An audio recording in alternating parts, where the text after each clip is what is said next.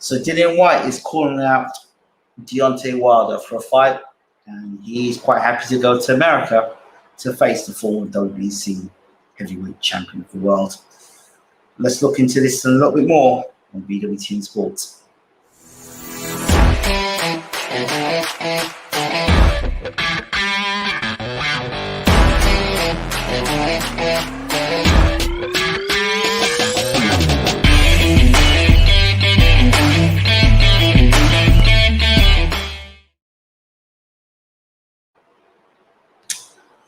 Okay, good morning, good afternoon, good evening. Welcome to BWTM Sports Gaming. Dillian Whyte versus Deontay Wilder. Well, Dillian Whyte was the #1 contender, and he was being made to wait all that time, the 1,000 days, whatever it was, to get that shot at the heavyweight championship of the world, and Deontay Wilder was the champion. I understood. I got it. Dillian Whyte has fought himself, got himself in place to become the #1 contender. Yes, people said he didn't fight Lewis Ortiz. Lewis Ortiz really had 2 shots at the world title. Sorry to say that, but that's what it is. And got knocked out twice in challenging for the world title. So Dillian Whyte enforces that he's going to be the next contender for the title. And then, lo and behold, Wilder gets beat by Fury, and he gets knocked out by Povetkin. We have the Povetkin rematch. Whyte wins. And now he's calling out Deontay Wilder again. Now, I think you all know it's no secret I've mentioned. I think Dillian Whyte should have gone down the WBA route. I said that 3-4 years ago, and I still believe he should be going down the WBA route. Now, while the 1,000 days plus, whatever it was, the time, Dillian Whyte was waiting to get his shot to become world champion. He had his pay-per-view fights and all the rest of it. We were all led to believe that he wants to become heavyweight champion of the world. Okay, so that made sense that he wanted to fight Deontay Wilder.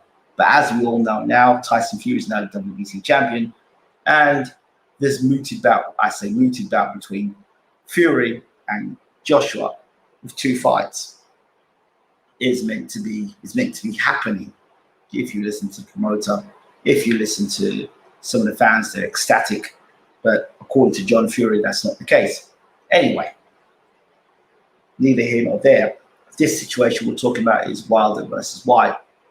So I was very sympathetic then to the situation when Dillian Whyte was enforcing, and I said that if he went down the legal route, he could force himself into a position to fight for the WBC title. And we had to know all the legal team came on to the channel saying, no, he doesn't stand a chance. He's not going to get very far without. Well, jolly good job. Whyte didn't listen to you all.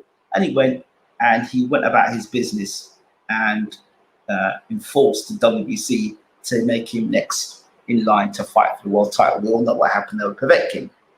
So now, it was quite sad him getting beat by Povetkin the way he did, because we know had he won that fight, he'd have been in line to fight for the title next.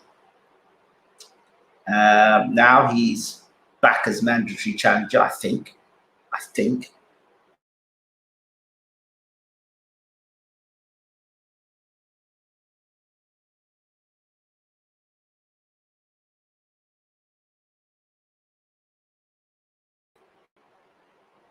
I'm not sure, but I know he's got Povetkin's spot now. Now he's talking about fighting Deontay Wilder now in the summer. And I'm scratching my head thinking, Wilder hasn't got any belt. Why do you want to fight Deontay Wilder now? What's the point of that? It'd make more sense for you to try and get a fight against Trevor Bryant in the summer and get a world title round your waist. Fight Trevor Bryant, win the world title, and then you have fulfilled your destiny to becoming heavyweight champion of the world and WBA belt, regardless of what the fans may think, is still a legit belt, a belt that Muhammad Ali recognized, Mike Tyson recognizes. It's the oldest belt in boxing, and it has got legacy behind it. So, I believe Dillian Whyte should go fight Trevor Bryant in a fight that he stands a good chance of winning. And he should fight Trevor Bryant for the title. And then get the big money fights against whomever the champions are after that point, and make defenses with the WBA belt. That would make sense. But to now go across the water to go and fight Deontay Wilder in a fight that there's no guarantee Wilder would win, based on the fact that he's been knocked out by a lesser punching Povetkin. He's been dropped by Parker. He's been dropped by Rivas. He got knocked out by Joshua. He got knocked out by a 41-year-old or 40-year-old Povetkin.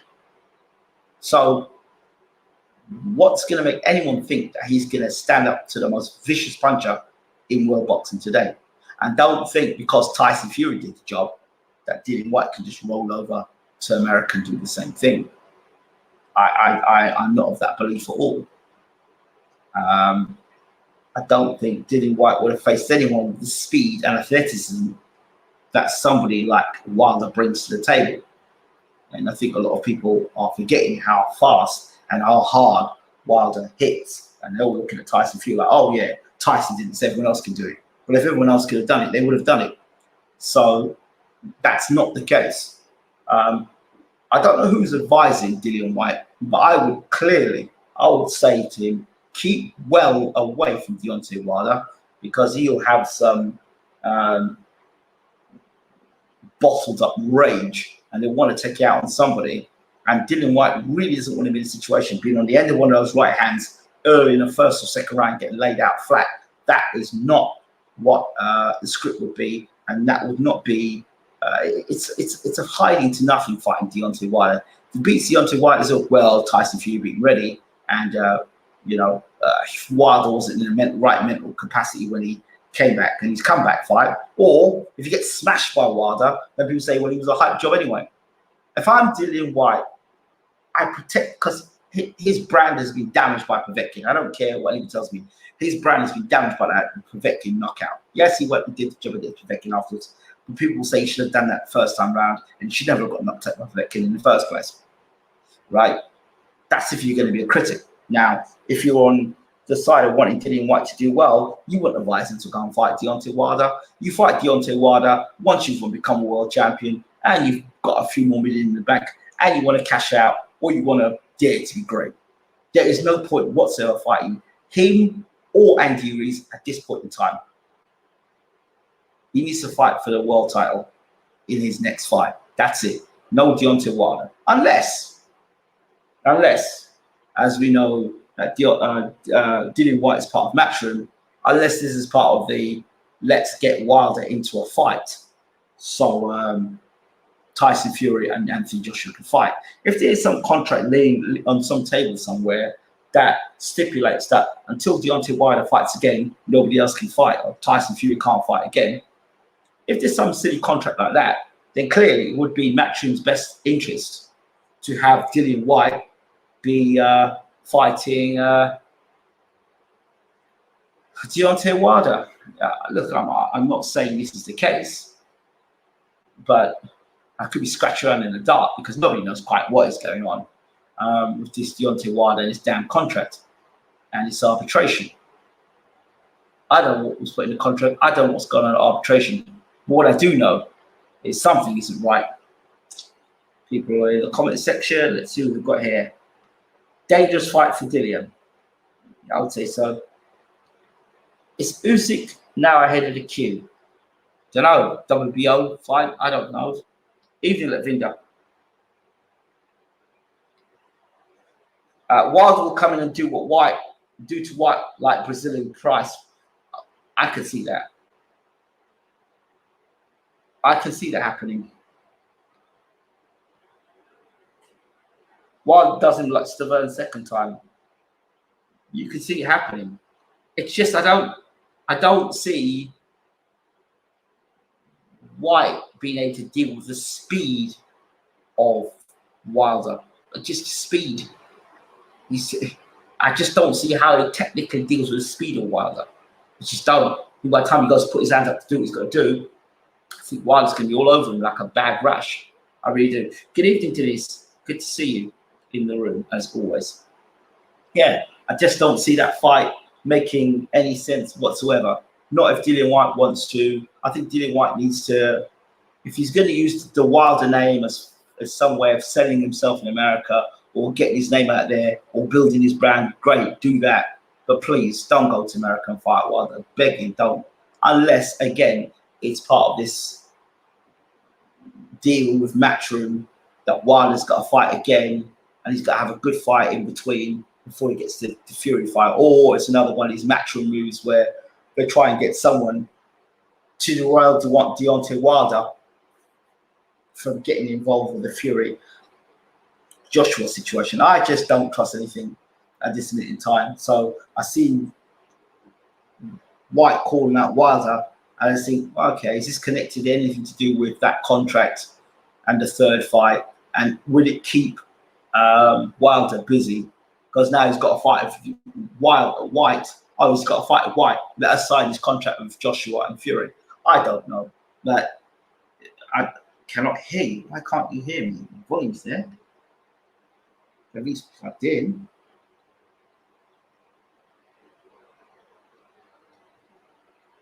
Everything's plugged in. Audio's there. Audio's good. So yeah, don't know why you can't hear me to this. I've no reason why you can't hear me because my volume's up. Anyone else got a problem with the hearing? Can everyone hear me? So according to this, my volume's up, and it's Whyte Del Boy 3. I've heard that fight could happen as well. I sincerely don't want to see that. I'd like to see Dillian Whyte, if anything. I might be backwards. I don't know. I think Dillian Whyte should fight Trevor Bryan. I've said it before. I think he needs to fight Trevor Bryan. I've said it before. I'll say it again. I'll keep on saying it. He needs to go down the WBA route. I'm sure if Dillian Whyte went ahead and fought the WBA route, he may have been WBA champion today. I'm sure he would have been WBA champion today. Instead of him fighting, going down this route of fighting all these WBC fights. Sounds like Eddie's sticking Whyte in again to be a roadblock so he can put on AJ Fury. That's exactly what I'm thinking. Exactly what I'm thinking. Exactly. Yoka or Bash Whyte, what's Yoka got to do with anything? Nobody want to see Trevor Bryan versus Whyte at all. Yeah, nobody wants to see it, but it makes sense. It keeps Dillian Whyte in the picture. It gets him a WBC title fight. I don't agree nobody wants to see it because if the fight is put on, people will watch it. You're telling me people want to see Whyte versus Helenius. Who the hell want to see Whyte versus Helenius? Who the hell wants to see Whyte versus Chisora 3? Come on. But if the fight's put out there, bro, people want to see it. So I don't believe that nobody wants to see it.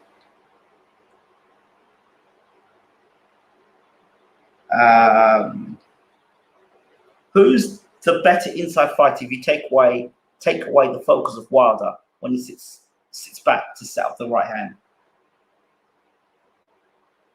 Yeah, but to be an inside fighter, you need to be able to get past the jab, and you also need to have good footwork, and most importantly, you need to be able to deal with the speed. Wilder is much faster foot and hand than Whyte. So by the time Whyte goes to try and throw a shot, Wilder can get in and get out. It's a bit different with Fury because he's tall and he's long. Do you understand? And the boxing fundamentals are a bit better. I don't know. I don't like the fight. Don't like the fight at all. No one is getting no title shot until Fury and AJ are done. Whyte might as well stick to keep busy fights until then. Fights the WBA title, like I said before. If Wilder and Whyte does happen, it really depends on what type of Wilder shows up after the loss. We've seen what Whyte can do at his best. Listen, I wouldn't worry about no mentality of Deontay Wilder. I think he'll come back just as good. I don't think the loss is going to be that much of an issue. It's one loss, and I don't think it's going to be that much of an issue. In fact, I think he's going to be even more vicious in his comeback. That's what I think. Evening, Graham. Great seeing you on another live. Thank you very much. Whyte, Big Baby Anderson. No, I don't want to see that fight. Bring back FIFA streams. Yeah, when they appreciate it a bit more. Deontay Whyte does not do inside fighting. He has a method which either lunges with punches or he lands inside and wheels out with a right usually. Yeah, I know you talk about Whyte being an inside fighter. When you talk about inside fighting, how do you suggest he's getting on the inside? He's going to have to get in the inside by doubling up a jab and trying to force his way on the inside. How many fighters do you know that can get on the inside of Deontay Whtye? That you know, that you've seen fight Deontay Whtye and get on the inside?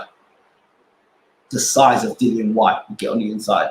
The one man I think that could have got on the inside, you talk about inside fighting, is Riddick Bowe. Excellent jab, good right hand, good defense as well. Bowe's a good fighter. That sort of guy. I just don't think Dillian Whyte.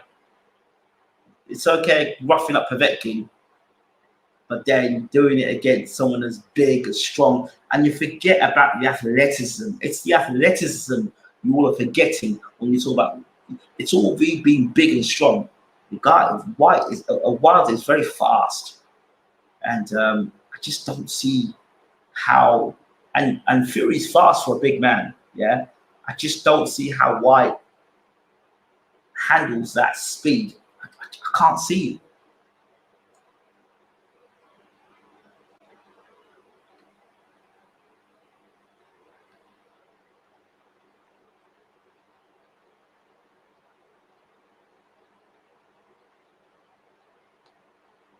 Doesn't look like Wilder's taking loss too well. Well, we can look at it two ways. If you feel that you've been hard done by, you feel you've been cheated on, if you feel that somebody has taken a loss off you, taken your record, or somebody's stolen from you, then you wouldn't take a loss very well. If you feel that somebody's done you wrong and you've got evidence to prove someone's done you wrong, you wouldn't take the loss well either. So it's all well and good saying he doesn't look like he's taking a loss well. And where's your evidence based on that? Based on what Matchroom tell you, or what the typical mainstream media tell you? To know how bad someone's taken a loss is to see what they've done since they've come back. And you haven't seen Deontay Whyte fight since that loss. So really and truly, I'm not sure what you're talking about. I'll support the stream. You just rev. Wilder will turn Whyte into journeyman like Chisora. That's the concern right there. You never stream FIFA anymore. I will.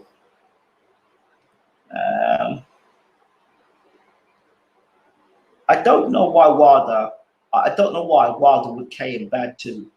Dillian don't need that fight. He will lose. Exactly. He doesn't need that fight. I've said it 1,000 times. He doesn't need that fight.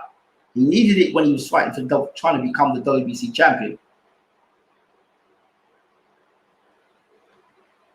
Ortiz, pretty slow to be fair, and he got nailed. Whyte not coordinate either, but you've got to remember Ortiz fought with the Olympics. Ortiz also was on the Olympic team. Ortiz also was the southpaw. Big difference. Looking fresh, yeah, I'd say so. Lots of things have been going on recently, son. The most dangerous thing about Deontay Whyte is he indeed fleet of foot, and he's been known to drop fights in the middle of an exchange. That's my point. Fighters lose every boxing fight and take it on the chin. Really? Nassim Hamid lost to Barrera, never the same fighter afterwards. So not every fighter takes it on the chin. Some people react very badly to it, but we don't know until he comes back. So let's reserve your judgment until the guy comes back and fights. Wilder landed a beautiful uppercut on the inside against Ortiz, which put him down. No one has really got close to Wilder to see other than Fury, but he clinched, preventing the shots. Yep, that's it. It takes an element of skill. You can't just walk it up. It's like you forget what Wilder has done all his career. You're like, Whyte's just going to roll up and just do what he does. Not going to happen. Or do you think your loss Do you think your loss is special? So to think your loss is special isn't taking it well. Like I said before, and I'll say it for the second time if you didn't hear me the first time. If he feels his loss is due to an injustice or cheating, if he feels that way and he's got evidence to support that, then yeah, I will take a loss pretty badly as well. But that's where critical thinking comes in. And to be fair, all the time I've known you, Ruben, you've never been one when it comes to critical thinking. Anyway, moving on. Don't know how Ingram is turning back the clock.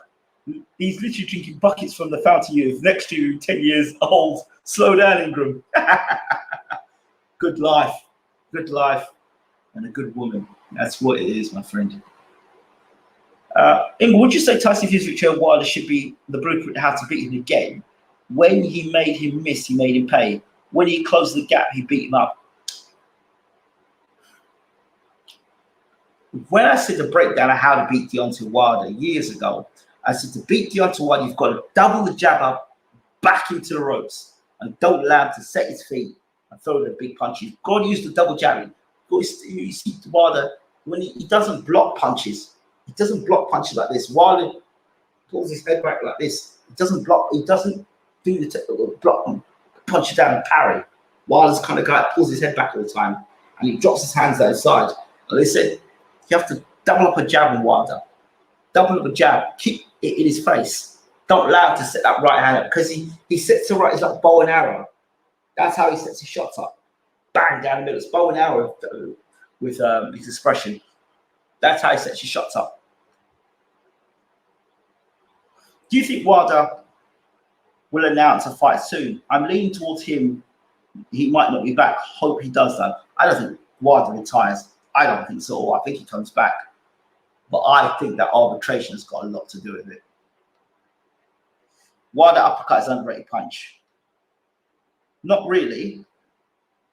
Landed it once and hurt Ortiz. Okay. Yeah.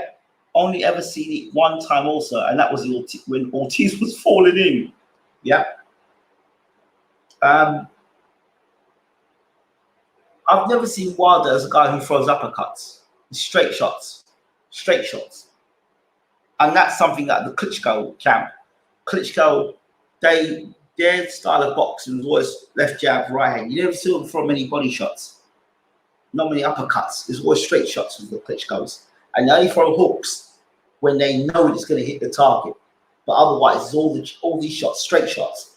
Always. And it's always 1, 2, 3. No more than 3 shots. Reason why? When they throw 1, 2, or 3, they can't get count. It's hard to counter somebody. You've got somebody throwing all these punches. It's easier to counter them. That's why the Klitschko see 1, 2. Jab, 1, 2. That's how you see the Klitschko's fight.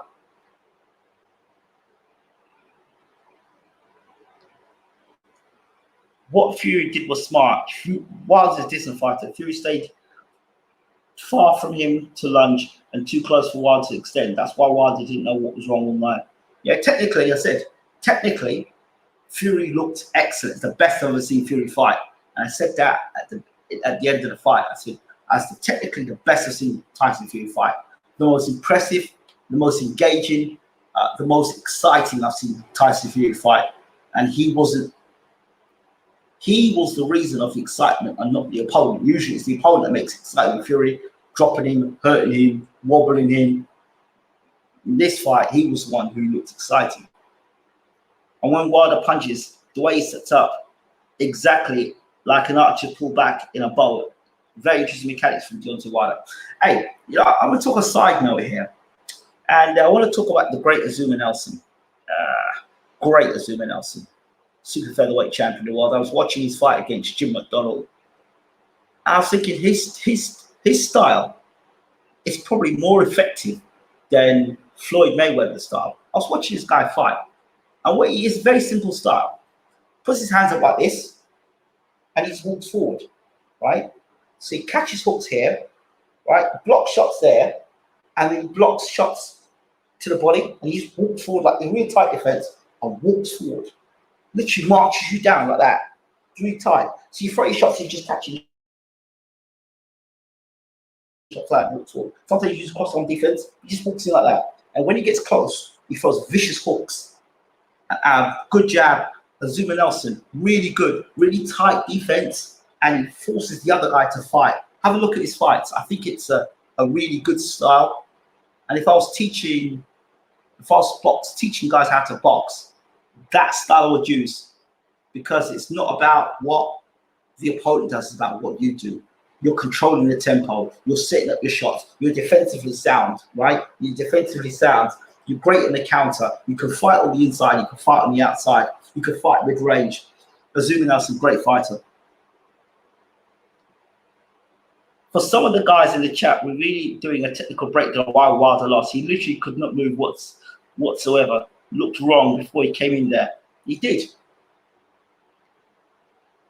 Azuma Nelson with a high guard, marching forward, down, and letting punches go, punch themselves out. I think it's a really underrated style. It's a much safer style than Roy Jones and Floyd Mayweather.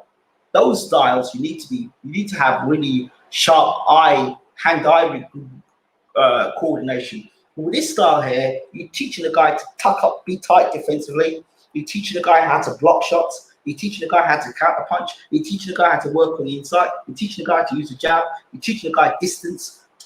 Now, I think that style is an amazing style. I need to watch it a bit more against guys like Dillian Whtye and other guys like that. But I think the Azuma Nelson style was absolutely amazing, and he was a huge puncher as well. You could see why Barry McGuigan wanted no part of Azuma Nelson. Wilder has been taught to fight at a distance, but he also has two more skills: God-gifted power and focus.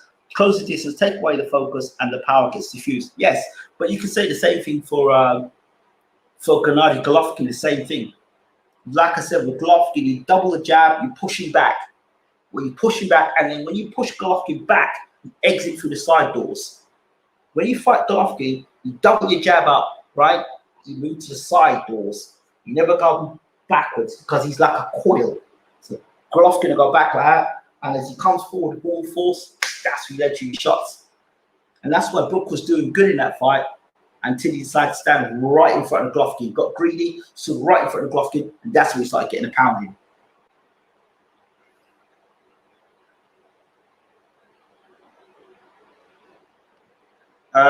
Would you use the Azuma Nelson style? What about a type peekaboo like Marciano, Dempsey, or Tyson? Yeah, but the Tyson style, for example, Tyson can only fight one way. So once somebody's worked out your style and starts to walk you back, when you walk Mike back, he doesn't know what Mike can't fight off the back foot. When you walk Mike back, so when Mike wants to fight, you box Mike, and when Mike wants to box, you fight Mike. Do you understand? That's why Holyfield was able to beat Mike. Watch him. Holyfield closed the range down, walked Mike back against the ropes, and when against the ropes, he would throw punches against Mike, and Mike didn't like that.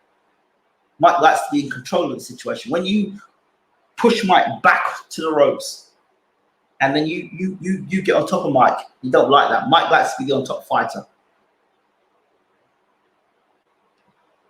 Povetkin looked off before the White fight too. Strange, yes.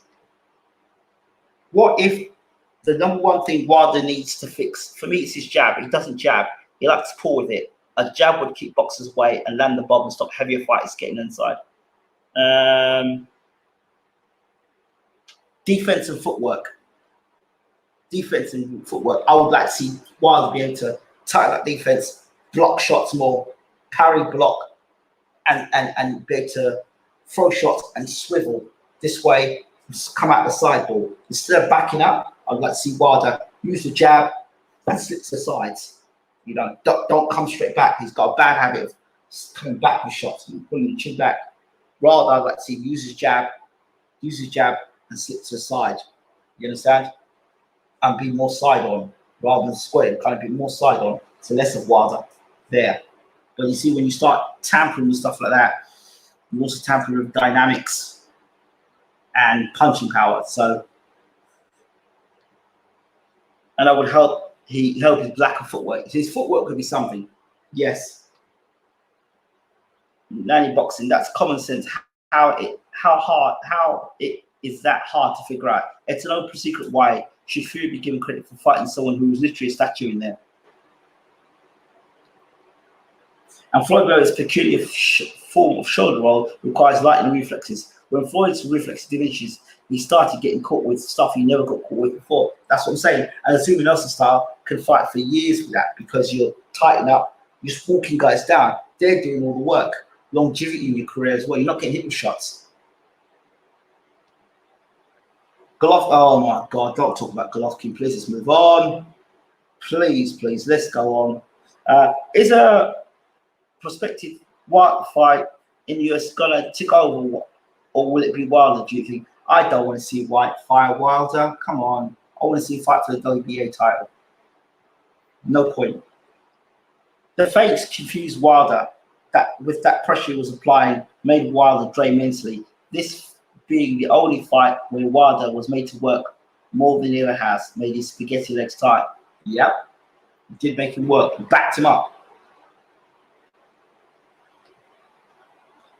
Wilder versus brutal KO. That's nice. Hope you're good, sir. Not seen you in the last month or so like usual. Really? I've done quite a few shows.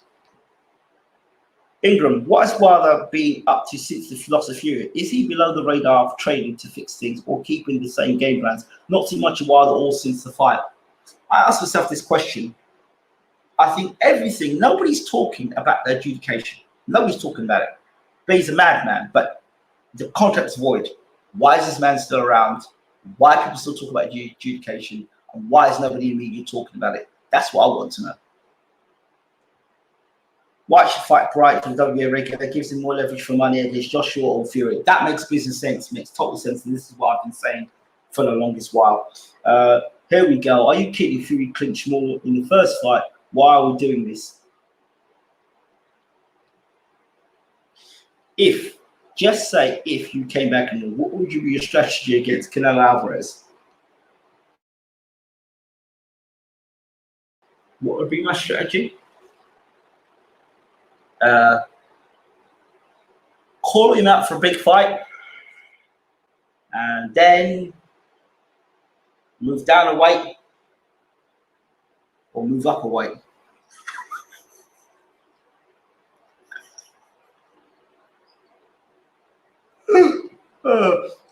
Canelo Alvarez, in all seriousness, how do you beat Canelo Alvarez? With the jab and movement. If you look at the Kovalev fight, Kovalev was winning that fight on just a jab. And everyone says, well, you know, Alvarez has improved since the Mayweather fight. But he hasn't fought anybody who moves like Mayweather to say he has improved.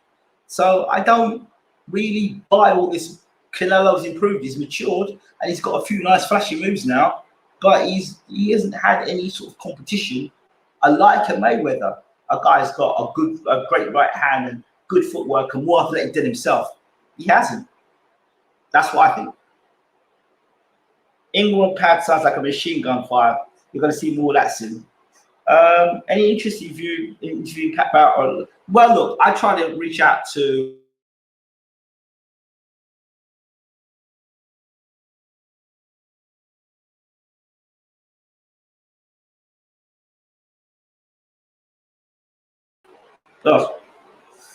sorry about that. I tried to reach out to Lyndon Arthur. Pat Barrett, I've got Pat Barrett's number, and I will reach out to him. I've got to start doing interviews again, but I've been working on something pretty big, so that's the reason why I haven't done a lot of things recently. So I try and get here when I can, and yeah, but I would like to do a Pat Barrett interview. I've got quite a few interviews to catch up on. I've got Ryan Charlton I need to catch up with. I've got Isaac Chilembe after that big win. There's a few other guys I've got to catch up with as well. So definitely got to do some interviews. So yeah, I wish you guys would let me know what you'd like to talk about in the comment section. And I will definitely, sometimes I just don't know what to talk about. But yeah, if you give me things to talk about, I will definitely follow up on that one for you.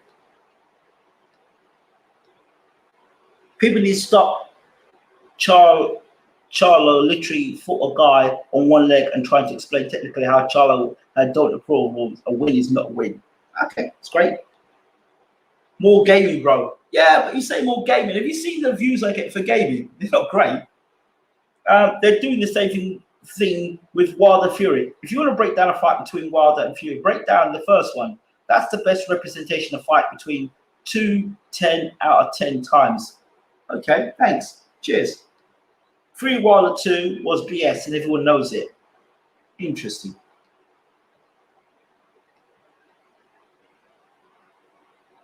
Interesting. Oh, God. Oh, dear me. It'd be good to catch up with Xavier. Kamari is impressive and Congo can definitely come again. Okay, thank you. Let me think.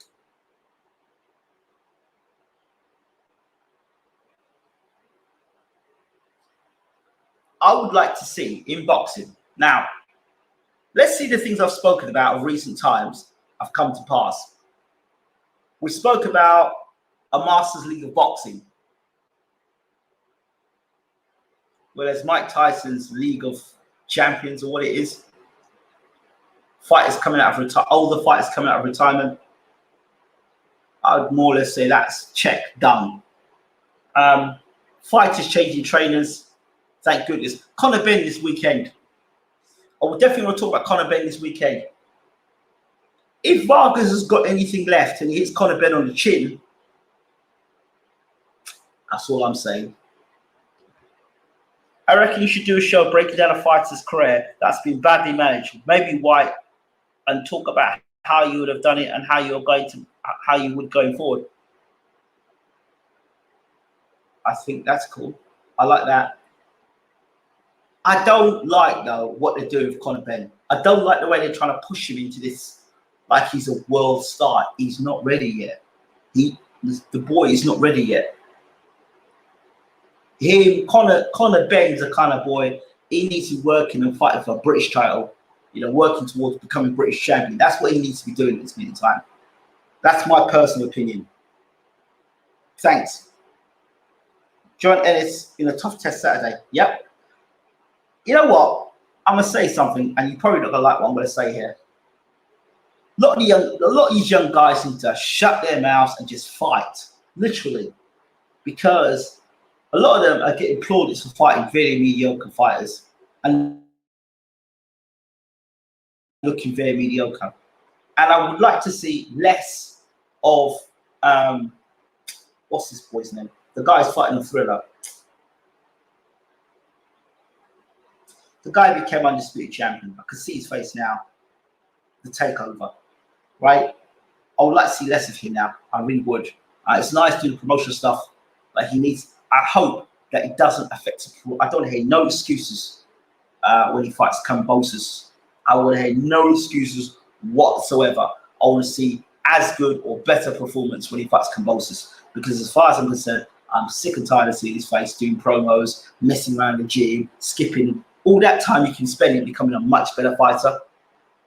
Much better fighter. That's just me. I think this generation of fighters coming through now are more about Instagram and being on Twitter and talking about smoke and less about actually fighting. And I get a lot of these guys are getting their heads puffed up without fighting legitimate contenders. And with that, when the real smoke comes, a lot of these guys are going to flake. Wait, remember I said it. A lot of these guys are going to flake.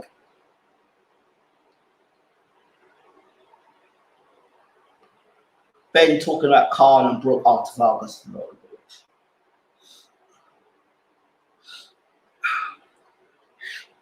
That's matching. You know what's going to happen. We all know what's going to happen with Ben. We all know what's going to happen with Ben eventually. It's going to end up in tears. Well, you know, my old man got beat. You know, I was trying to test myself against the best. You know, the old man got beat. He went to America. He come back. Oh, why can't I come back? You know, it's been...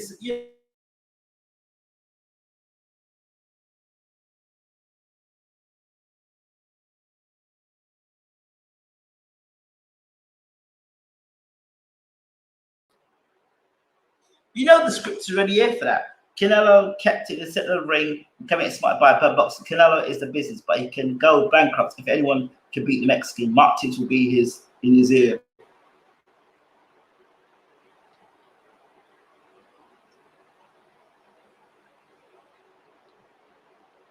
he skipped British level, didn't he? How did he skip it? He almost got beat by Jenny in about 6 fights. How did he beat British level? Khan barely beat Vargas, I know. Whyte had a good run, to be honest. Good, he's made money, had his own pay-per-views, just messed about that title shot. Yes, yes, yes. Again, should have gone down the WBA route.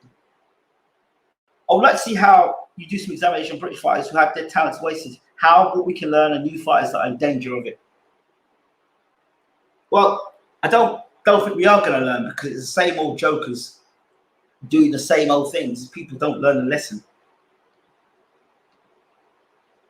We'd like to see a lot more rematches this year. Don't care for it, to be honest. Don't care about it. Really don't. When I saw the way Khan got hit and dropped in a fight with Crawford, I knew he no longer had his legs, and that's the end of him, as his legs and handspeed were essential. Yeah, so Khan was finished before that fight. He was finished. And people say, oh yeah, he's got the speed to get through Crawford. I said, don't be surprised if Crawford drops him in the first round. Ingram, I've got to jump ship. Thanks for having me, and God bless you all. Stay lucky, everyone. Take care, buddy. I'm wondering when Usyk Joyce is happening. I'm wondering if it's happening at all. But it's a good indication. Joyce and Usyk is still being finalized. Joshua and Fury, still no news about that. And Dillian Whtye is calling out Wilder. Very interesting. That's why everyone said, oh, I told you the fight's going to happen. I'm like, let's just wait and see. Let's not get excited. Let's just wait and see. And then John Fury comes out and says nothing's been signed. Not great, is it? With 1 or 2 warm-ups, what do you think about Hamazan fighting Breakers to set up a Justin Casco fight? No. That's an actual no. Yeah. I would have offered Harlan Eubank a few quid. Could be a moneymaker for Ben, pretty easy work. Yeah, Ben versus Eubank, that'd be interesting. You and Worthing still, bro. What are your plans for 2021? Plans for 2021. 2021, fingers crossed, a TV series, a reality show. That's what I'd like to do for 2021 for BWTM Online. I want to do a reality show following my journey in 2021. Like a weekly TV show. That's what I'd like to do. He shouldn't have skipped it, but he's going to avoid the domestic scene at welterweight. It's quite deep. You know, a fight, I was talking to Ryan Charlton the other day. I said, the fight I'd like to see at welterweight is him versus Josh Kelly. I think that'd been a good fight. I'd have made the fight. Yes, Kenny, how you doing, my friend? What's been going on? I haven't seen you in ages, bro. Where have you been? Why not Breakers for Hamazan to set up McCaskill for the winner? Really? What's Hamazan going to do? Really? Girl, don't listen.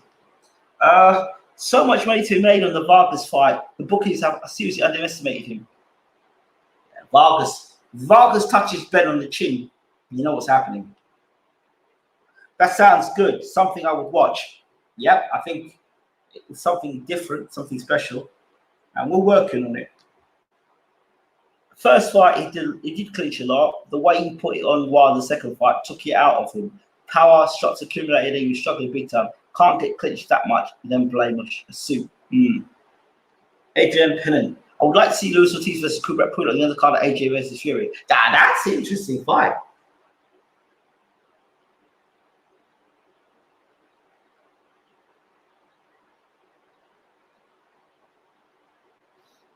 Would you like to see Hughie Fury versus David Price?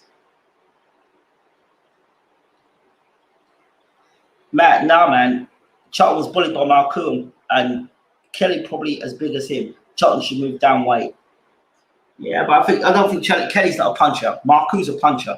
Kelly's not a puncher, and Kelly doesn't like it being put on him. Stars make fights. Kelly doesn't like it put on him. That's why I knew Marku was going to beat. Not Marku. That's why I knew that guy was going to beat him up. Because Kelly doesn't like it put on him. Doesn't like it put on him. Who's more likely to be a pay-per-view fighter, Ben or Dillian Whtye?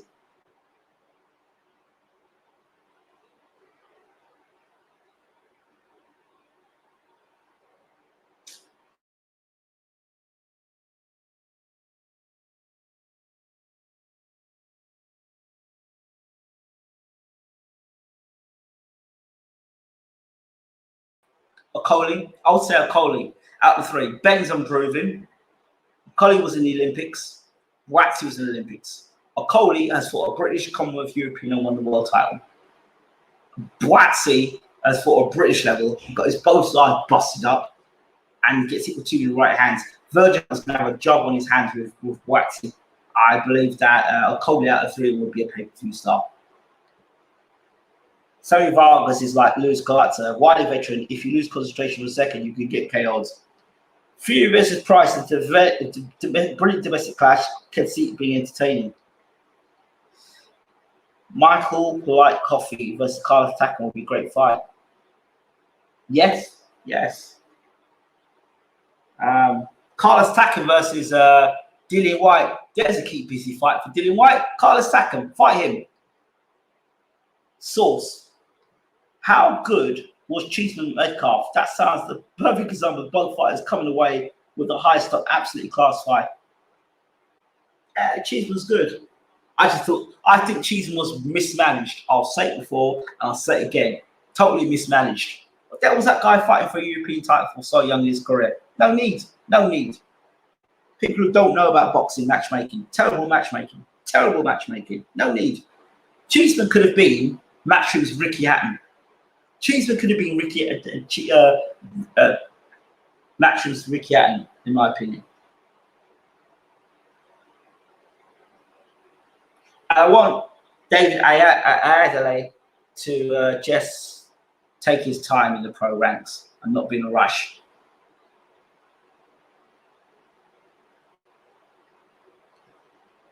Do you believe Khan seriously wants the Brook fight now, or is it just another smoke screen? Yeah, he wants the Brook fight now. He sees Brook can be beat up and can be stopped. So he thinks he'll try and stop him now. And then get hit on the chin. Bridgerweight is a bad idea for boxing. Why did you say that? I think Bridgerweight has its point. Carlos Takam was doing some good work against AJ. Don't get why it stopped when he wasn't sufficiently hurt. He was in a fight. Yeah, because he was AJ was puffing. That's why. Bridget. Alan Babbage versus Hemi. Iowa would be a great fight. I think Alan Babbage versus Fabian Wardley would be a good fight. How about that one? Defo Achievement 25 has been in some real wars. That's thanks to some bad management or bad promotion. Achievement much better than Fowler, but treated so different by Sky. But because Fowler was the GB star, didn't he? That's why. And Cheeseman's more of a, I don't know. Regis Progress, Josh Taylor rematch. What do you think? Look what Josh Taylor's gone on undone since. Well, Ramirez is going to be some fight, I'm telling you. Can't be going to be exhibition at this point. They're both broke up.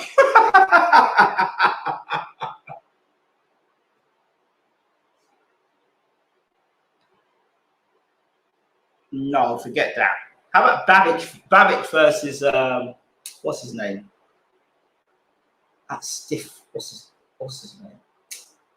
Herkovich versus Babbage. Take that fight. Let them sort themselves out. Jermaine Franklin versus Stephen Shaw on April 22nd. Thank you very much. You know your boxing. CB. Is that VCB? What do you think of April 10th as a cut-off date for the venue for Fury versus Joshua, and what Eddie Hearn will do to keep British fans going to believe it will happen? I don't listen to Eddie Hearn, man. I don't watch that man. I don't pay no mind. I just don't. You know, he's been Pied Piper to most people in the UK. I don't have no time. Not listen to him. I don't listen to all. It's all second-hand car salesman stuff. I just don't listen to Eddie Hearn. I don't. Does nothing for me. You know, some people like it, but just seeing Hunty burst on the scene from the amateurs. Started brilliantly, claiming the Australian heavyweight title in the first fight. Looks very good amateur. Okay. Ring Gang TV. Yo, Ingram, good show. How you been? Pretty for genius. Whoa! Blast from the past. I should do these longer shows. How you doing, Prolific, man? What's been going on? I ain't seen you for a long time. Good vibes. Yes. Kenny. Dillian fighting Wilder is the most stupid decision I've seen. if it happens. No belt on the line and just another hard fight. Will be 2 fights or trilogy like Povetkin. Yep. I'm glad you've seen it. I said it already. It's nonsense. Oh, we forgot about BWTM Saunders. BWTM Saunders and Alvarez go the distance. No. No. Saunders is getting knocked out in that fight. Getting knocked out. I saw him fight, and I didn't see it before. I saw him fight Eubank Jr. And when he fought Eubank Jr., he was out on his feet, but people didn't see that. And then I saw him get hit with a right hand over the top. It was a right hand over the top against. It might have been that Wolverine. No, it wasn't the Wolverine fight. It was the fight he fought when he fought the world, won the world title. He got hit with a right hand over the top, and his legs did a Bambi dance. And he's going to go and fight Canelo with an overhand right. Nah, Canelo's going to put him to sleep. Sorry, Canelo's knocking Saunders out. I hate to say, Canelo's knocking Saunders out. Ain't going 12 rounds. Sorry. What do you think of Whyte versus Trevor Bryan? I think that's a perfect fight. I think it's the right time for Dillian Whyte to fight that fight. And it's not guaranteed that Dillian Whyte beats Trevor Bryan. I think Trevor Bryan is very underrated. His skill set is very underrated. He is defensively vulnerable, Trevor Bryan. But he does carry power. He can box. He's got a decent chin. Seems to have good stamina. Underrated fighter, Trevor Bryan. Very underrated. Go watch him. All good, bro. Fantasy match. Anthony Joshua, easily Ike. Ike will walk Joshua down, get on the inside, and just cause damage. Imagine attack and fight. Imagine attack and fight, but with power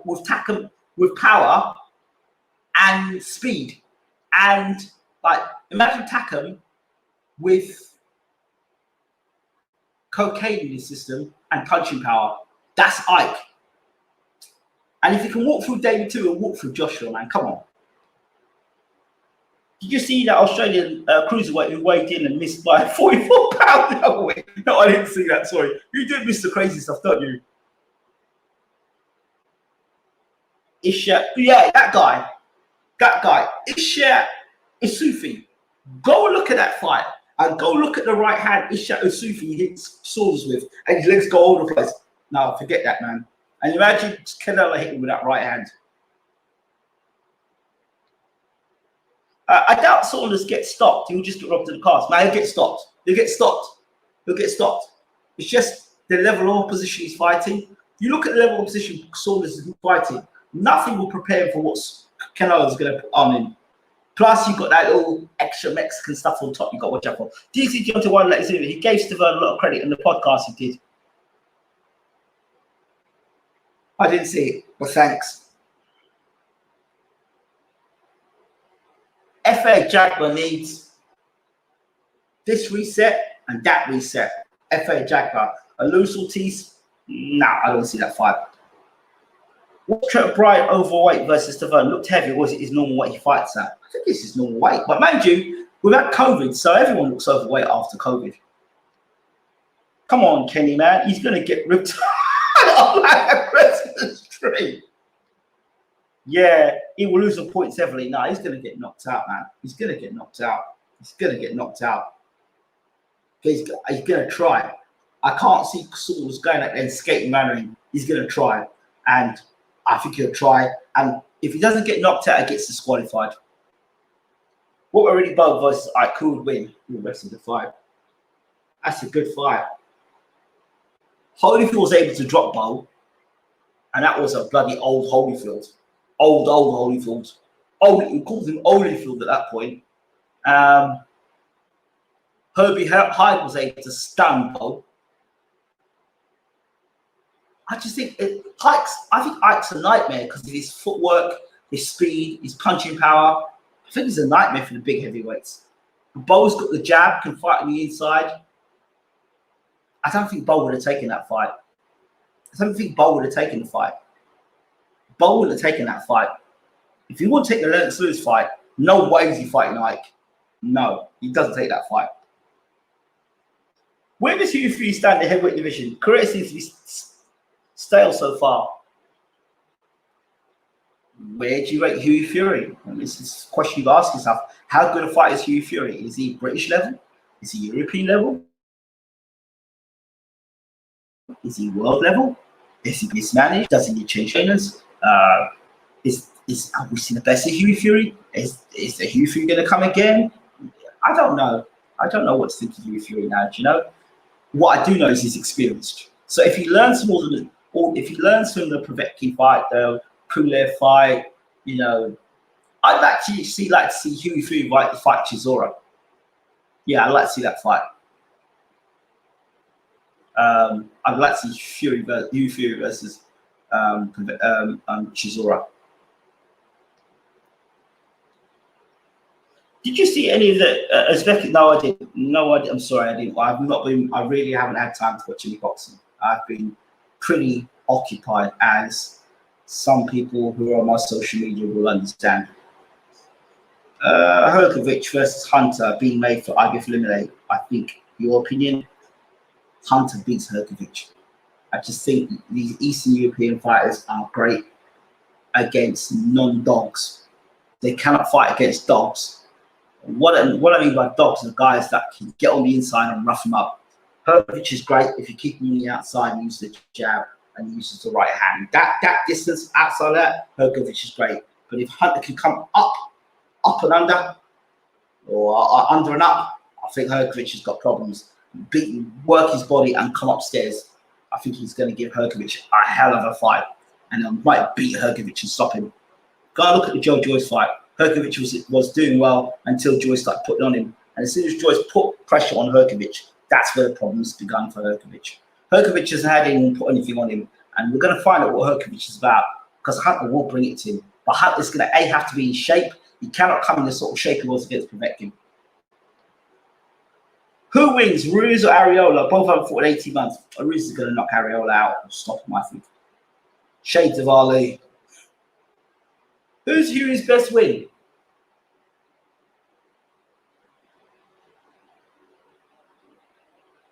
Sam Sexton. Probably. Oh, very quick shout out to Larry Olibimiru. Massive shout out to him. Former British fighter, a heavyweight. He is now going to be in the Venom 2 movie. There Will Be Carnage, I think the movie's called. And he's going to be in that movie. So look out for him. Shout out to my brother, by the way. Saunders will trouble Canelo. Hope he pulls it off. He'll be one of the best British. No, it won't happen. Not on Mexican Day. No chance. Not happening. No way, shape, or form is it happening. Sorry. What do you know of this Morrison fighting Eubank Jr.? Might be a good guest to reach out to. Marcus Morrison. Yeah, Marcus Morrison was being, I think his name Marcus Morrison. He was being touted as a Joe Gallagher fight, and lots of big things were being hyped up of him, and then he got stopped. You know, one of those ones. Who do you think can beat Ike? Ike beat himself by some crazy behavior.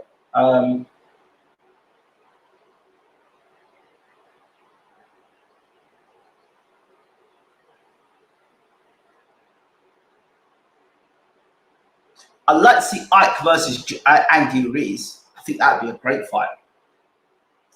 Because Andy Ruiz has got both. He's got left hand and right hand. Takes a great shot. He's got good left hook. Decent work rate. Fast hands. Durable. So I think that would be a great shootout. Ike versus... yeah, that would be a great fight. Love to see Samuel Peter against him as well. Peak Samuel Peter against him, because Peter could bang, good chin, durable. That would be a great fight as well, I think. Two great fights there. Ruben always coming in with the most obscure Eastern European fighters. Yeah, he does, doesn't he? Wow. El Alamo, no joke. Marcus Morrison was beat by Tyre Booth. There you go. Tyre Booth beat that Morrison. There you go. Lennox would have ruined Ike. Oh, God. The same Lennox that got knocked out by Oliver McCall, yeah? The same Lennox that got knocked out by Hassan Rahman ruined Ike. Cheers, mate. Thanks for that. Saunders will take a beating like Smith. I see playing out the same way, but it will. But will he make it to the end? No. Listen, no matter what, when England lands you on Boxing Day, you go sleep and you stay asleep. Don't care if Chapman is the ref. Funny.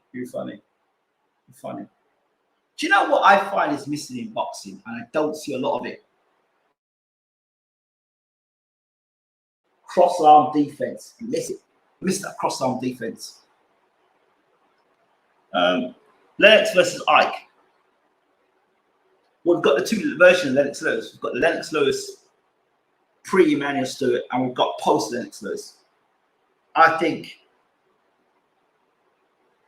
just got to see how Lennox Lewis did against small, short guys who could punch. Lennox did well against David Tua, negotiated the fight quite well, using the jab, boxing, kept him at distance, able to hit Tua with jabs, right hands, uppercuts, hooks. But Tua's pretty one-dimensional. The question we have to ask ourselves in that fight, because Lennox could not hold him for that in 2 fights. The question is, can Ike, at a low center of gravity, get himself inside on Lennox? Will Lennox fight like he did against Hassie Ratman or McCall, or will he fight like he fought against David Tua? Which Lennox Lewis would show up? Will he treat Ike with respect or disrespect Ike? You understand? Because you just don't know what Lennox Lewis is going to turn up. If Lennox Lewis turns up that fought Hassie Ratman the first time or fought Oliver McCall, Ike stands a great chance. But if Lennox turns up and fought against David Tua, I think we've got a different fight there. Lewis has got that grab and hold style. Use the jab, box, nullify what Ike does. I can see Billy Joe Saunders running the last few rounds to say he went distance. Yeah, I think they'll get nailed with that overhand right, which I can see him getting nailed with. No guy test. Why is cross-arm defense neglected in England? Because of the lack of the sort of trainers we've got today. They don't know about the cross-arm defense. The cross-arm defense was used a lot when you were put under pressure. Like you watch George Foreman when he fought Holyfield, went into the cross-arm. It's like a shell. The thing is, you can't, when you're in that position, you're just shelling up, you're tucking up. But if you've been hurt, I guess you could shell up like that. But then if you fight someone like Gennady Golovkin, when you shell up like that, he'll throw a punch on top of your head. Yes, the glass cross-arm defense, I remember it's Miguel Cotto and Emmanuel Augustus and Floyd said they both were his hardest fights. Yeah, cross-arm defense, very effective. But I think it's because of the trainers. We're losing day by day as every top, and what's going on with these top trainers, these older top trainers. I don't know what they're thinking in their brains by saying, well, I'm going to keep my knowledge to myself. They need to pass it on. Emmanuel Stewart had that nonsense too. But apart from Emmanuel, he actually came and did a masterclass. I've been saying it for years to Uncle Bashir. I've been saying it for years to all these guys like Stacey McKinley and these guys. They need to do these workshops. They need to get out and share the knowledge. Because what you've got now is these fitness first trainers, all these overrated padmen, and these strength and conditioning trainers who think they're boxing trainers, ruining the sport because you haven't got the science and the knowledge of yesterday being passed down. You know, I think it's so important. I say this because, I mean, even in the sport that I coach, I've had guys that have been international players that have, who've been in the sport 20, 30 years before I was born and learned stuff from them. And that old school stuff, it's just, you hear young fighters like even Deontay Whtye, guy who's talking to people like George Foreman. Why are they doing that? That's wisdom, knowledge that these young trainers can't give you, right? I'm not knocking young trainers, but there's that ceiling, and a lot of these young traders don't want to listen to anybody wise and older because they feel like they're on their parade, they're on their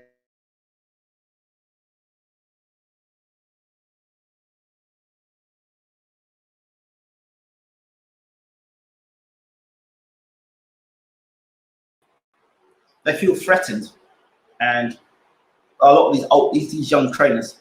So I think we're losing. I think a lot of these top older trainers need to be letting their knowledge out. That's why I try and talk to Bashir when I do. Let people know about the sport of boxing, you know. And I like talking to Stacey McKinney because they talk to you about the sport of boxing. You learn from them about the sport of boxing. Do you think it's possible? Come on, let me see this, please. Thank you. Do you think it's possible, for boxing to adopt a UFC model where every fighter is under one umbrella? That is my dream. That guys don't duck anyone. Yeah, I love the UFC model. I really love it. I don't like the way John Jones how he's been paid. I don't like that. By the way, I said it before, and I'll say it again. Francis Ngannou needs to come drop that UFC belt and needs to go and fight for the heavyweight championship of the world. I'll damn well train Francis Ngannou to become heavyweight champion. I'll train him. I'll train him. I think that guy's got what it takes to become heavyweight champion of the world. I said it. I think I did a video on it about a year ago or half a year ago. I did a fight with Francis Ngannou becoming the heavyweight champion. He's got basic boxing ability there. Just sharpen him up. Teach him the 1-2, bit of head movement, some defense. Let that right hand go, son.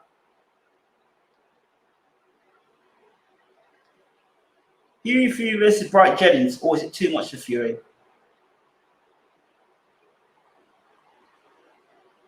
There's a forgotten heavyweight.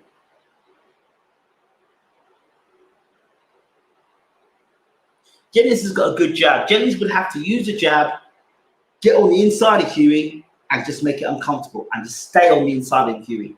If you can do that, and keep Huey from using that long arm and using that big overhand right, he's got to stay close to Huey. Stay close to him.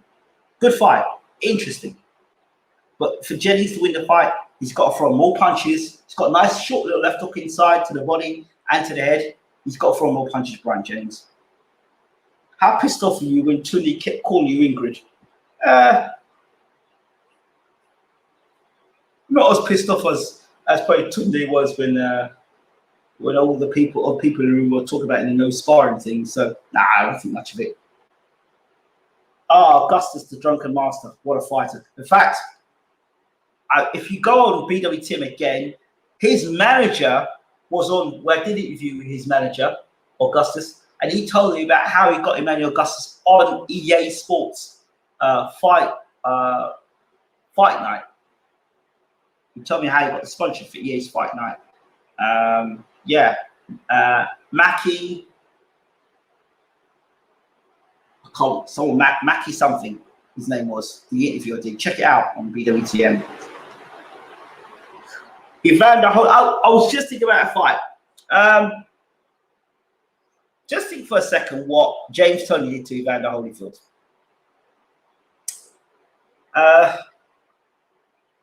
That's not old Evander Holyfield. And I thought about the fight. I think I'd like to see Ike fight Evander Holyfield that fought Dwight Muhammad Kawi. That's a super fight right there. Holyfield coming up, and that Evander Holyfield fighting Ike because he's still young. Or even Evander Holyfield that fought Riddick Bowe the first time, not the second time, the first time.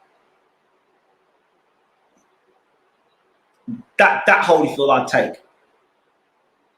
I think Holyfield could be Ike, but what a fight that would be.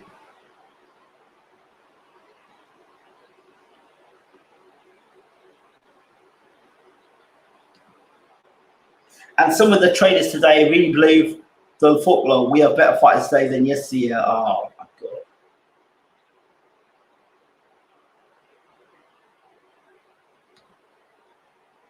This video just became aggressive and massively important. Another great boxing trainers, teachers need to share knowledge with younger guys or with lost forever. They need to. I think any trainer that doesn't want to share the knowledge is damn selfish. Because as far as I'm concerned, how else? There's no point sitting down complaining about today's trainers when you yourself won't give anything off. So I certainly am going to be doing a series, not in boxing, but I will certainly be doing a series of the success I've had over the years and passing that knowledge down to other coaches as to why I've been able to travel around the world and be successful as a coach and win trophies in Australia, in the Caribbean, wherever I've gone, I've created success. And even today, 10 years on, a young boy that I coach at 17, now 27 years old, head of the cricket club now, bringing new players through, first team captain, one of the best teams in the league. You know, that's in 2 clubs I've done that to. So when you've got those situations, legacy, I think you need to put things in. And I don't think any of these older trainers now, what are they going to do? Die with their knowledge? Where are they going to go, to heaven or to hell with their knowledge? Now these trainers need to step up and start doing videos. That's why I got.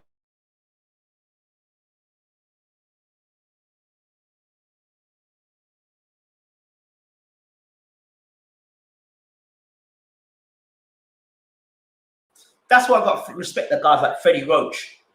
If you go on, I've got the whole series. I've got a Freddie Roach boxing series, which teach about how to throw certain punches, combinations, defense. Him, the guy from Rival, the Canadian, Ross Anbar, he's done a series as well. And I respect guys that do that because they're putting the knowledge out there for people to see and to learn. That's how we get better. But these guys that want to hide their knowledge, man, get the hell out of here, man. You die with your knowledge. And then nobody can actually say, you know what, that guy had a lot of knowledge. You know, pay me for my knowledge. I tell you what, you can monetize your knowledge in this era, particularly in this era, because because of the COVID and, you know, more people are online. This is a great time for boxing trainers, top boxing trainers, real knowledgeable boxing trainers to talk about what they know and to put it out there. So I think it's great to see trainers putting out what they do, not just pad work. Anybody can do pad work. I'm talking about the knowledge in the sport of boxing, talking about like weight loss and all these sort of things, and why certain punches are thrown, why you throw certain punches, being defensively responsible. Because let's be honest, what do you learn by seeing somebody throw 8 or 9 punches on a pad? Apart from the fast, they hit hard, but in a real fight, how often do you see them going? You just don't, unless your name's David Benavidez, and even then he's throwing it a combination and he's knocking a guy down with that combination. But let Benavidez try and stand in the middle of the ring and do that against Canelo. You'll see what happens to him. In between, he's throwing them shots. Canelo will chuck one over the top, and Benavidez sits straight. Is too straight up. He stands up too straight, and his feet are too flat. He cannot beat Canelo. He cannot beat Canelo. You've got to have footwork with Canelo. All the great trainers come to the end of their careers. Bashir, McKinney, Roach, Eddie Reynoso are quite young, and Shane McGuigan, but could be a problem in the future. Shane McGuigan, oh my God. Man, you do half talk some crap. Hearn still wants Whyte to fight with Ngannou. Hearn will bloody... When people get that guy doesn't care about fights, he just cares about his back pocket and his family, the quicker people pick that up, the better. Ngannou in boxing would be great. Yeah, I think he would be great in boxing. I'd manage him.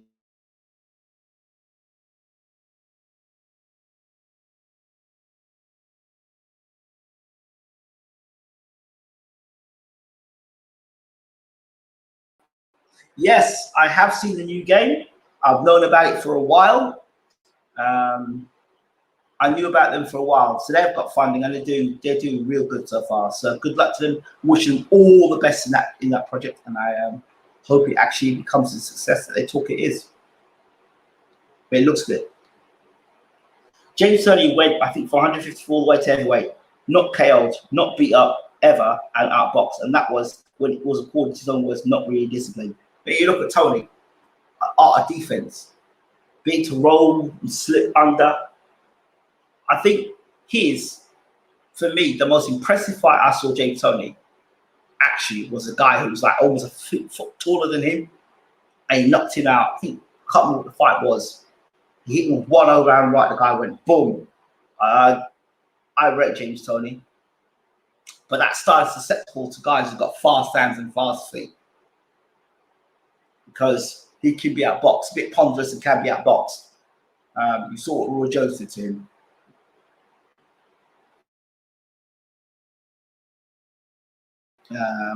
James Toney. If I'm honest, I wasn't a fan of James Toney.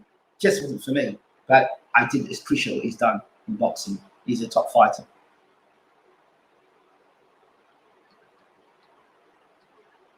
The new boxing game looks brilliant. The only reason I'm going to buy a new gen console. Yeah, looking good so far. Their roster looks pretty deep too. A lot of British fighters.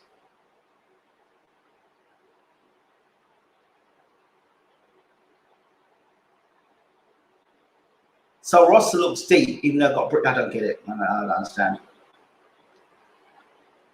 Why doesn't need to keep fighting these PED cheats?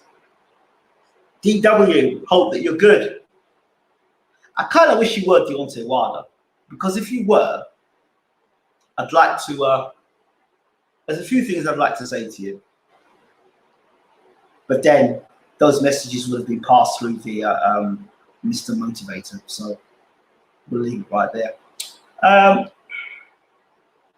Trainers only share their knowledge for 20%. Yeah, I've had enough of that. I really have. Trade secrets, bro. Come on.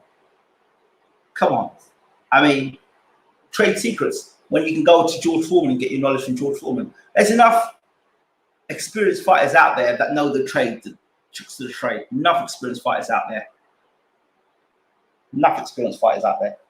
So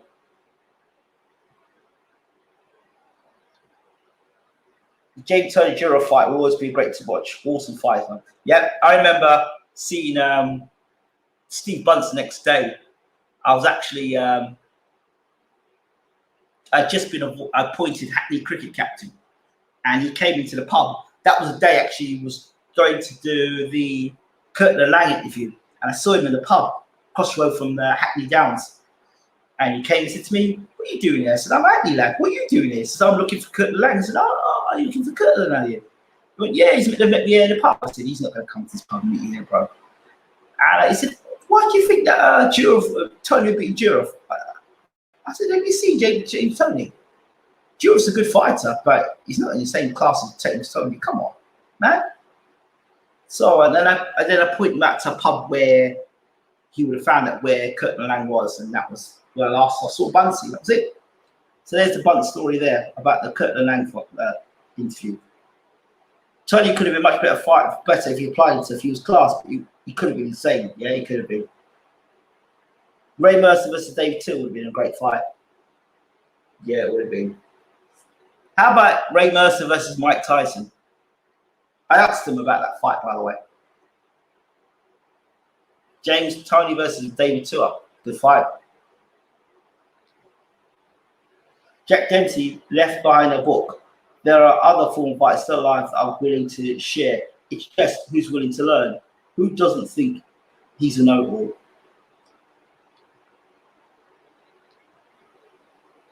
Mercer's knockout of Morrison was the first knockout that maybe curled my face up. Absolutely brutal. Yeah, that was brutal. I remember watching that fight live actually, and I was a massive Tommy Morrison fan. I think it was the punches, the left hook, the shorts. I just loved Tommy Morrison. Just a nice guy. But the way Mercer did him was bad, but the way Bent did him was wrong. The way Michael Bent beat him up.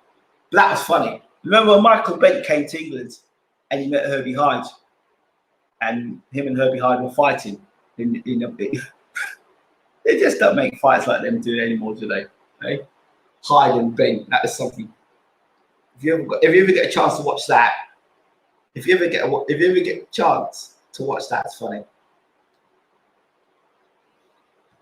England like Tommy Gunn. Wow, didn't know that. Yeah, man.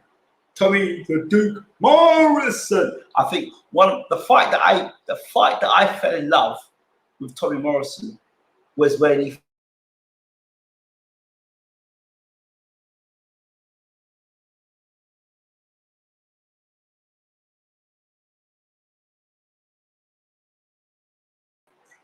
the fight I loved was Tommy Morrison versus Joe Hip, and Morrison was losing the fight, and then Morrison landed a big left hook and he knocked Joe Hip out.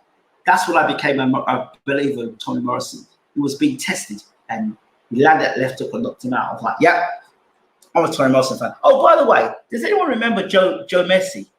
Baby Joe Messi. Is it Joe Messi? He was like, I think he was unbeaten. The Italians sort of fought like, say he fought like Marciano, but I think he thought he was Marciano. The baby bull. I think he was like a record like 24-0. Does anyone remember him? And does anyone remember George Foreman III? I think I interviewed George Foreman III as well on this channel.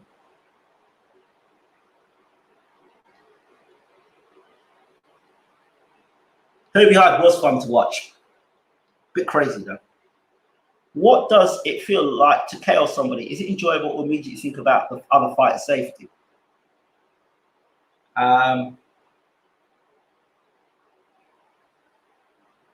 You're not really thinking about that when you're fighting.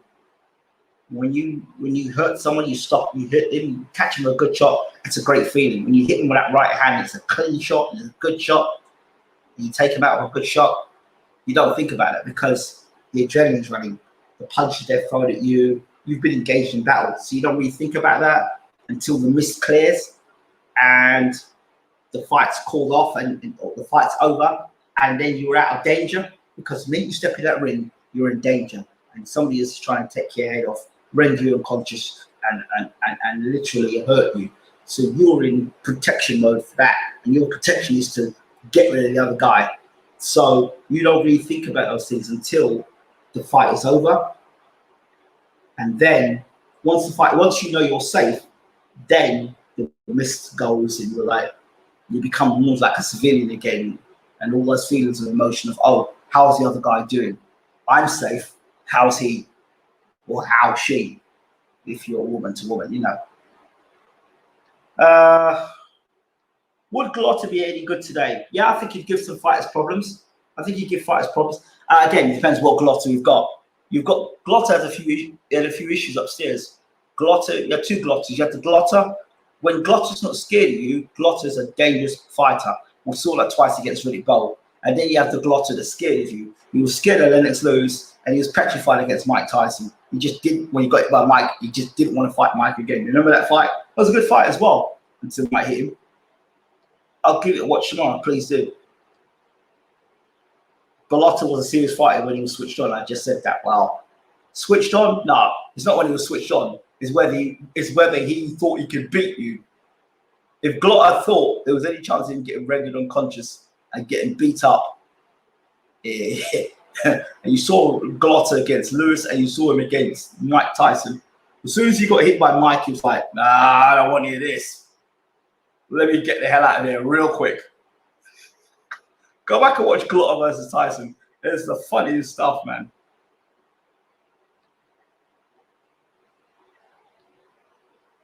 So England, Prince Patel, is he on your all-time greatest list? Yes, he is. He's on my all-time greatest list of what not to say in an interview as a boxer. Yeah.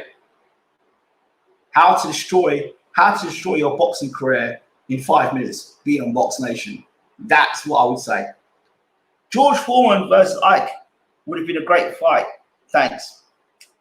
Hey, George Foreman knocks Ike out.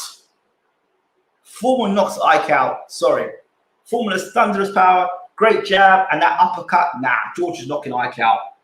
I rate Ike, but Big George knocks him out. Yeah, he's on his own. Yeah, he's on his own. He's on a different planet. Sorry, he's on his own. I still would like to see him fight. Who was the guy that they were talking about him fighting? Was it? It was one of the all-time great fighters. They were even fighting. I can't remember the guy's name again. Prince Patel. Is he a show-off dancer that got sparked? Banked? No, it's not him. That's the other guy. Actually, but that video was two fights. That fight was two fights put together. It was the entrance was him dancing was one fight, and when he got knocked out was another fight. Honestly, it wasn't the same fight. it was 2 different fights. But whoever did it was edited it very well. Ingram Iceman, if he dies, he dies. I'm not quite, mate. I'm not that savage. Summed that up perfectly. Thank you. I'm just going back to a particular bout. Prince Patel, self-made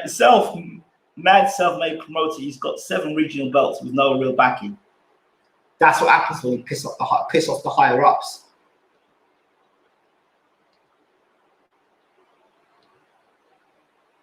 Evander Holyfield described this fight with form by saying he's like punching a brick wall. Yes. Oh, by the way, for those of you who don't know, I did manage to do an interview with Evander Holyfield. So if you get a chance, do listen to Evander, our real deal Holyfield. That was when I was doing helping him do some promotional work for his team of fighters. And at that time, that's where I met Edgar Berlanga.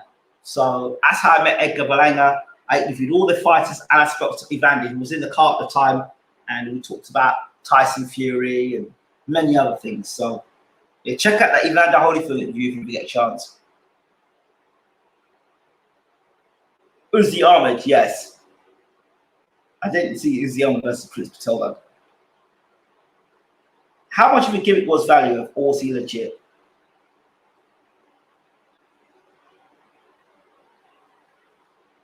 Well, I think the boxing god should be. I think the boxing world should be ashamed of themselves, because Evander Holyfield beat Valuev more convincingly than David Haye, but they didn't want to give Evander Holyfield another world title.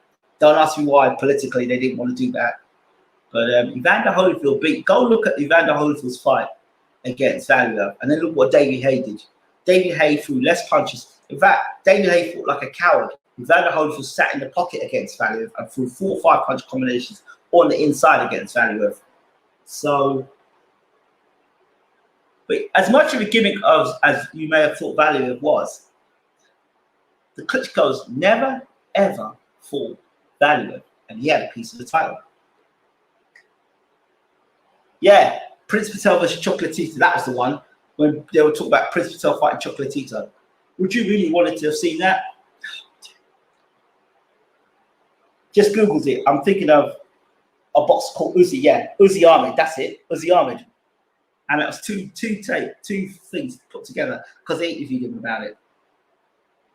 Evander Holyfield, 4-time undisputed heavyweight champion of the world. So underrated. Yep. If you get a chance, do get to listen to that interview. It was amazing. I even asked Evander Holyfield about his video game. He didn't know much about it. He said to me that he only played it once or twice, but he endorsed it, but didn't know much about it. But that's an underrated boxing game. Evander Holyfield's boxing, very underrated.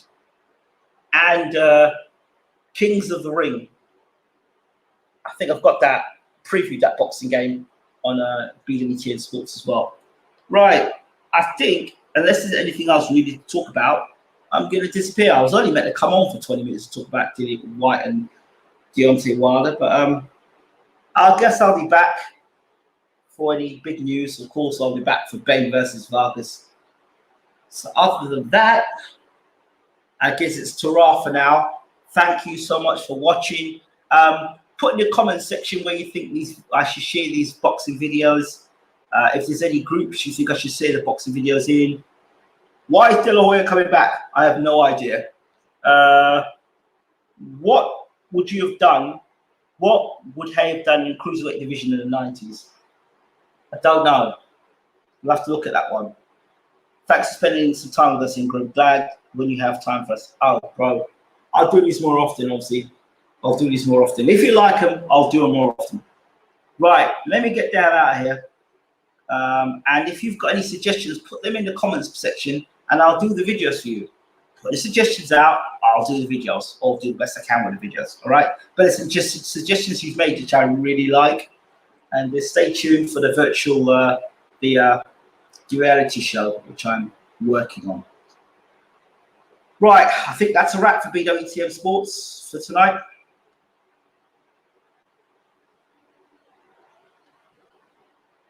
Good chatting with you. See you next time. like the Bayloric days. I just found out about Lisa Cabrera through you. Who? Lisa who? Who's Lisa Cabrera? Daniel Dubois should have fought like Evander Holyfield. Should fight like Evander Holyfield. I think it could be a good idea. Daniel Dubois needs to remodel his style. And I'd like to see Daniel Dubois work with a heavyweight specialist. He needs, listen, it's a bad idea him being with Mark Tibbs. Personally, I think he needs to go to America. And I think he needs to get away from the British limelight. And I think he needs to be fathered. Really. He needs that sort of mentor around him. He needs somebody who's going to give him 100% of the time, like a daddy figure. That's what he needs. And can teach him slowly and take time with him. And he's patient. Don Turner, Tommy Brooks, those type of guys. Even Stacey McKinney, those type of guys. Not even so Stacey McKinney, Tommy Brooks, Don Turner, those type of guys are the type of guys I would like to see him work with. Right. I'll get the hell out of here. Thank you all so much for watching. This is BWTM Sports and we're out. Thanks.